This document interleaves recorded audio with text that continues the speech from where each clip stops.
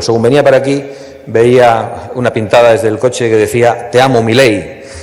En España, Pedro Sánchez no ve pintadas de este tipo por las calles, porque lo que nos une es mucho más importante que las pequeñas cosas que nos separan, y el enemigo que tenemos enfrente es mucho más peligroso de lo que podemos imaginar.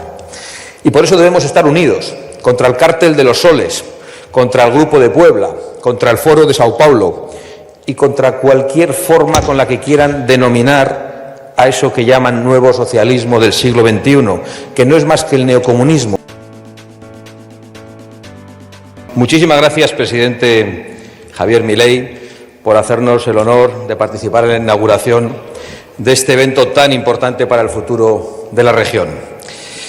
Pero muchas gracias sobre todo por las alegrías que nos das todos los días, por las cosas que dices para todo el mundo. Y muchas gracias por las alegrías que das a millones de personas a lo largo y ancho del mundo con tu discurso valiente y con tus actos que se corresponden con tu discurso.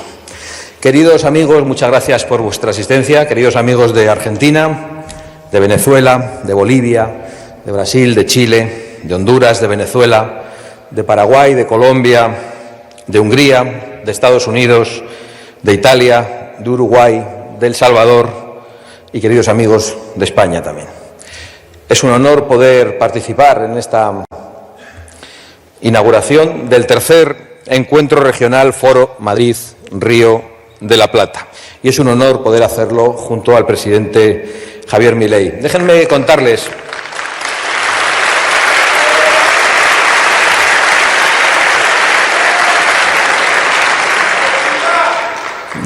Déjenme contarles, con toda humildad, que la iniciativa de la constitución del Foro de Madrid partió hace 3 años de un pequeño grupo de Vox y de la Fundación Disenso, pero hoy es vuestra, hoy es de todos nosotros, de todos los que en Europa, en Iberoamérica, en todo Occidente, estamos preocupados por el ataque a la libertad, a la democracia, al Estado de Derecho y a los pueblos a los que queremos representar. Es de todos nosotros. Y creo honradamente que este foro tiene mucho que decir en el futuro. Pero sí quiero compartir con ustedes una reflexión, y es por qué se decidió impulsar este foro. Y la reflexión es muy sencilla. La podrían entender hasta los niños. Los malos están unidos y los buenos estábamos desunidos y desorganizados. Los que aprovechan el poder, el miedo y el dinero del narco para quitarnos las libertades, están unidos. Los que suben impuestos para masacrar a sus propios pueblos están unidos. Los que confiscan la propiedad privada en todas las naciones están unidos. Los que prohíben la libertad de pensamiento, la libertad política, la libertad de empresa, la libertad de educación, tanto a familias como a profesores, están unidos. Los que imponen agendas globalistas como la agenda woke, la agenda de género, la agenda 2030, o la memoria histórica que pretende imponer la ultraizquierda, o los que imponen nuevas religiones como la dictadura climática, todos ellos están unidos. Y frente a ellos no había una organización, una estructura, una voluntad de cooperar. Y eso fue lo que impulsó la constitución del Foro Madrid hace 3 años. Y es para mí un orgullo ver hasta dónde ha llegado. El Foro Madrid significa hoy algo muy importante. Y es que los buenos empezamos a estar organizados y empezamos a estar unidos. Y los buenos, dicho para que lo entienda todo el mundo, hasta los niños, somos los que defendemos la libertad en todos los órdenes. Somos los que defendemos el derecho a la vida de los niños en el vientre materno. Somos los que defendemos la propiedad privada como elemento indispensable para nuestra libertad. Somos los que defendemos la democracia de verdad y que ésta no sea robada por ningún ente global, y somos los que defendemos el Estado de Derecho y la separación de poderes. Y los buenos tenemos el deber de estar unidos por encima de pequeñas diferencias, por encima de ideologías, porque lo que nos une es mucho más importante que las pequeñas cosas que nos separan, y el enemigo que tenemos enfrente es mucho más peligroso de lo que podemos imaginar. Y por eso debemos estar unidos contra el cártel de los soles, contra el Grupo de Puebla, contra el Foro de Sao Paulo y contra cualquier forma con la que quieran denominar a eso que llaman nuevo socialismo del siglo XXI, que no es más que el neocomunismo que se atreve a usar el crucifijo y la Biblia después de perseguir la religión durante años, el kirchnerismo, el sanchismo, el petrismo y todas las versiones del crimen organizado que representa el socialismo en todo el mundo. Porque el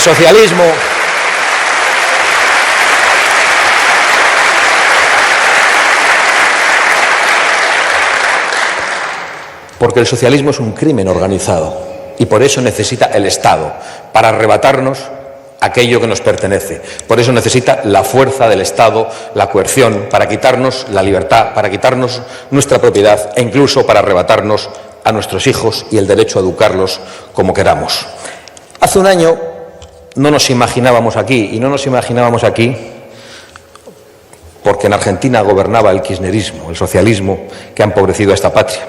Pero hoy uno de los nuestros, permíteme llamarte así, querido Javier, querido presidente de la Nación Argentina, uno de los nuestros ha obtenido una victoria apabullante en su propia patria.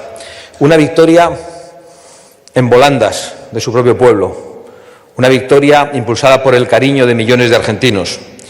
Y hoy sigue siendo, después de un año de medidas difíciles, de medidas complicadas, después de esas afirmaciones y esas verdades de no hay plata, después de prometer sangre, sudor y lágrimas para salir adelante, hoy mantiene el cariño de su pueblo. Según venía para aquí, veía una pintada desde el coche que decía «Te amo, Milei». En España, Pedro Sánchez no ve pintadas de este tipo por las calles. Y no solo eso, el presidente Javier Milei se ha convertido en un líder global. No solo le escuchan en Argentina, no solo en Iberoamérica, no solo en las naciones de habla hispana, no solo en Estados Unidos. Le escuchan en toda Europa y le escuchan en todo el mundo. Todos los seres humanos, todas las personas que creen que la libertad, que el derecho a la vida está por encima de todo y que la Agenda 2030 es un intento de arrebatarnos todo ello. Gracias, querido Javier, por tu compromiso y por tu valentía.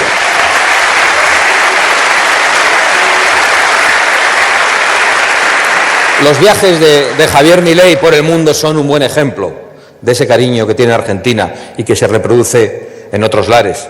Allá donde va lo escuchan cientos y miles de personas y se agolpan en el exterior otros tantos que quieren verle pasar, que quieren saludarle, que quieren aplaudirle, porque están agradecidos y esperanzados por esta batalla por la libertad que con tanta fuerza has iniciado en esta querida Argentina. Y además esos viajes son un contraste con el viaje de otros. Cuando viajan Lula, Petro y compañía por España, lo que se encuentran son en las calles los gritos de los exilados, los gritos de los opositores, los gritos de los perseguidos que han tenido que abandonar sus propias patrias como consecuencia del socialismo que les ha hecho imposible vivir en su propia tierra. Y por eso creo que puedes estar muy orgulloso, porque tú peleas con la palabra y con el apoyo del pueblo y otros pelean con la fuerza, pelean con el narco, porque nos tienen que quitar la libertad. Y para ello incluso están dispuestos a robar las elecciones, como han hecho en muchos lugares, y lo acabamos de comprobar muy recientemente. A pesar de la esperanza que Javier Milei nos ha generado a todos, eso no nos puede nublar. Se ciernen gravísimas amenazas sobre el mundo libre. Viejas dictaduras se enquistan y parece que jamás podrán desaparecer. Cuba ha sido ahogada en la ruina, en el crimen, en la tortura, en los asesinatos. Y hoy tenemos el deber de acordarnos de los presos políticos cubanos en manos del castrismo, que ha expulsado también a muchos cubanos de su propia patria. Venezuela acaba de afrontar unas elecciones con una extraordinaria movilización impulsada por María Corina Machado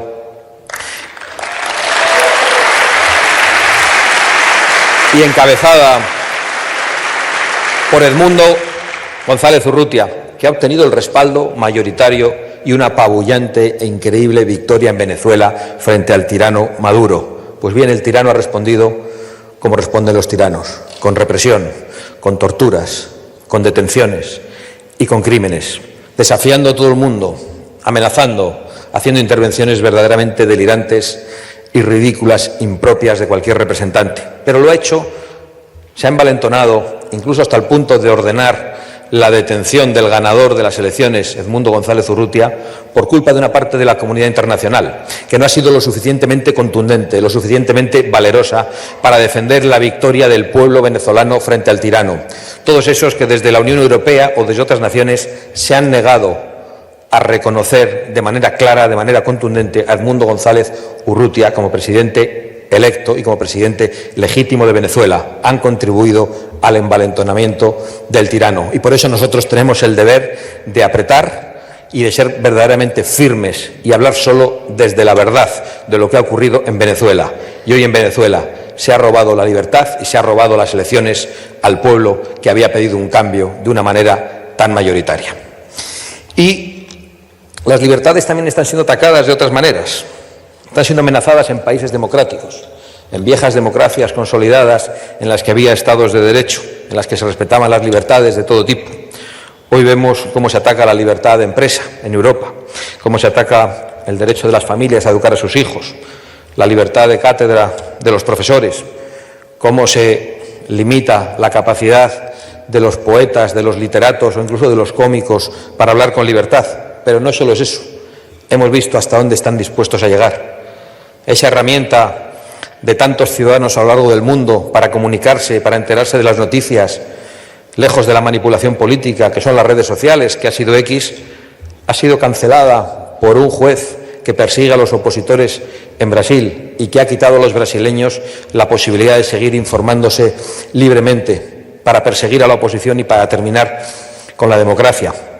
Contra las propias leyes brasileñas lo han hecho, pero no solo allí. Un comisario europeo de la Unión Europea, un gobernante de la Unión Europea, ha amenazado también a la red social X y a todos aquellos que la necesitan para informarse y para poder expresarse en libertad. Y no solo eso, en Estados Unidos también la candidata Kamala Harris ha amenazado a la red social X defendiendo lo que ha ocurrido en Brasil y ha dicho que se le han terminado los privilegios. La libertad de expresión no es un privilegio, es un derecho humano fundamental, señora Harris. Y también en Estados Unidos hemos conocido cómo algunas otras plataformas han desvelado que habían actuado desde la censura a petición de las autoridades del gobierno norteamericano y para influir políticamente. Y todo eso es lo que tenemos enfrente. No es poco, es muy poderoso. Y por eso estamos tan esperanzados de lo que puede ocurrir también en noviembre en Estados Unidos, que será muy importante, que será decisivo para el mundo libre. Javier, gracias por ser un adelantado en esa victoria y en esa tarea. Permítanme ir por unos segundos a mi patria, España, madre patria o patria hermana, eso elíjanlo ustedes, también para muchos de vosotros, en la que hoy un autócrata llamado Pedro Sánchez, ahogado en la corrupción política, que compra el poder y la investidura como presidente del Gobierno, cediendo ante todos los enemigos de la unidad de nuestra patria, ante terroristas, separatistas y comunistas, ahogado también en la corrupción familiar investigada por los tribunales, se dedica a amenazar a los jueces, se dedica a amenazar a la prensa libre, se dedica a amenazar también a la riqueza y a la prosperidad de los españoles. Lo último fue en el día de ayer, donde dijo que iba a gravar a aquellos ciudadanos que tenían en el banco para vivir 100 vidas y que tenía que haber menos Lamborghinis y más transporte público. Yo no sé dónde el señor Sánchez ve Lamborghinis, yo no los veo por ningún lado. Él debe andar con los privilegiados. Lamborghinis hay en el campo, muchos tractores son Lamborghinis. El señor Sánchez no persigue a los ricos, el señor Sánchez persigue la prosperidad de todos, de pobres y de ricos. El señor Sánchez lo que quiere es ocultar su corrupción y lo que quiere es amenazar la prosperidad para crear una sociedad completamente dependiente, adocenada, que al final solo piense en comer y que no necesite la libertad para nada porque tiene que pensar en lo primero. Esa es la estrategia del socialismo, eso es lo que representa Pedro Sánchez, que está arruinando a los españoles, que se ha convertido en un ladrón de nuestra prosperidad, en un ladrón de la riqueza de los españoles, en un ladrón de las libertades. El señor Sánchez, bajo cuyo mandato han entrado en España 5 años. ¿Cómo no iba a ocurrir si en el Congreso de los Diputados ha propuesto, ¿cómo no iba a ocurrir si en el Congreso de los Diputados ha propuesto regular de golpe a 500.000 de personas que han entrado ilegalmente en nuestro país?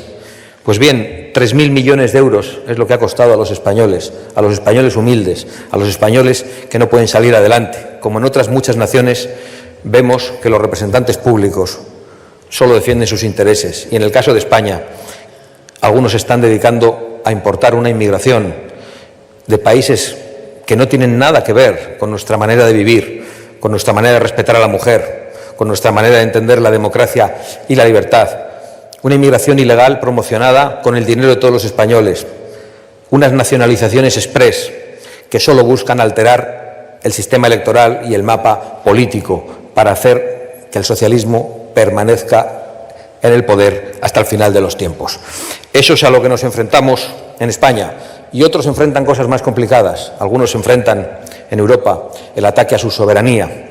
Y eso le ocurre a Ucrania, que padece la agresión rusa, de una Rusia envalentonada precisamente por la debilidad de muchos políticos europeos comprados por las empresas del gas ruso. Y le ocurre también a otras naciones que no solo ven atacada su soberanía, sino su existencia misma, como Israel, atacada por el peor terrorismo que ha habido nunca sobre la faz de la tierra, por un terrorismo demoníaco, absolutamente desalmado, que ha cometido los crímenes más horrendos e inimaginables para la sensibilidad de cualquier ser humano y que está teniendo, increíblemente, una vez más, el apoyo de la izquierda. Y a eso nos enfrentamos, al Foro de Sao Paulo, al Grupo de Puebla, a una Rusia que agrede, a una banda terrorista como Hamás, a una nación teocrática como Irán. Siempre son los mismos y ellos están unidos y nosotros tenemos el deber de fortalecer nuestra unión. Hay que consolidar la alianza por la libertad y por la soberanía de las naciones a pesar de esas pequeñas diferencias a las que me refería. Hay que reconquistar todos los espacios de libertad que nos han arrebatado desde hace mucho tiempo. Ninguna nación, ninguna persona está condenada por ningún tipo de determinismo histórico. No estaba escrito en ningún sitio que Argentina no pudiera deshacerse del kirchnerismo y que estuviera condenada para siempre. No está escrito en ningún sitio que los venezolanos no puedan deshacerse del tirano Maduro. No está escrito en ningún sitio que Israel no pueda vivir en paz como una nación más. No está escrito en ningún sitio que tengamos que aceptar de brazos cruzados la constante limitación de nuestras libertades y que tengamos que pedir perdón por defender aquello en lo que creemos. Y no está escrito que Sánchez sea una calamidad inevitable. Es una calamidad, pero no es inevitable. Vamos a reconquistar todos y cada uno de los espacios de libertad que nos han robado y vamos a ganar. Que nadie se equivoque, que nadie se desanime, que nadie se confunda. Muchísimas gracias. ¡Viva el mundo libre y viva la hispanidad!